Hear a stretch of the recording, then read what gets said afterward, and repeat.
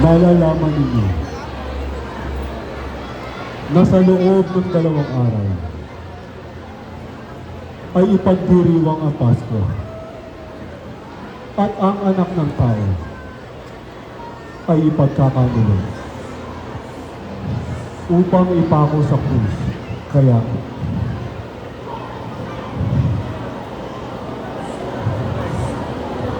Bakit ang guro? Mabuti, muli ka namin natagpuan. Sapagkat may iba kami katanungan. tura ninyo at nang malaman ko, Kapilit at talong utos. Kung alin ang unang utos na ibinigay ng Diyos. o mapagdulong-dulungan ng mga pariseo. Ang una sa lahat ng utos ay ito: pakinggan mo, O Israel, ang Panginoon mong Diyos ay siyang isa lamang Diyos. Ibigin mo ang Panginoon mong Diyos ng buong puso at ng buo mong kaluluwa at ng buo mong pag-iisip at ng buo mong lakas. At ang pangalawang utos naman ay ito: ibigin mo ang kapwa mo tao gaya ng pag-ibig mo sa sarili mo. Walang higit pa sa mga utos na ito. Sa 2 utos na ito, nauwi ang buong kautusan at ang mga propeta.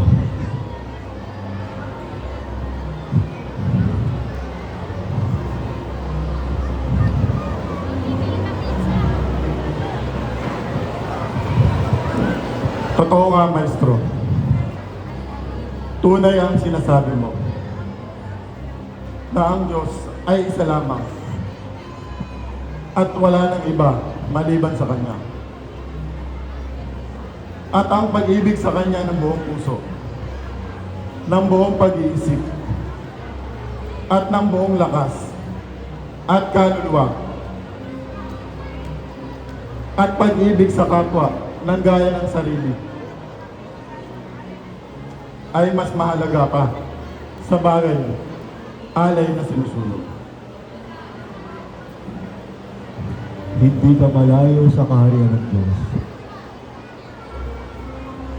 At tatamuin mo itong walang pag-aalinlangan.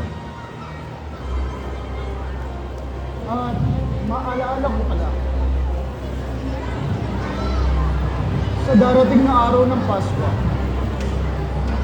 ang dakilang araw ng pista, sa pagkain ng tinapay na walang libadura. Maestro, saan mo ibig ganapin ito? Umaroon kayo sa bayan. At doon ay may makakasalubong kayong isang lalaki sa daan. Siya ay may dalang tubig sa kapayan. Sundan ninyo siya sa bahay na kanyang papasukan. At sabihin ninyo sa kanya, sinasabi ng Maestro, malapit na ang aking panahon. Kung saan naroroon ang bulwagan na aking kakanin. Nakapiling ang aking mga minamahal na alagad. At ituturo niya ang isang malaking bulwagan na sadyang ngayon ay nagagayakan. Doon kayo maghanda ng pagkain para sa ating hapunan.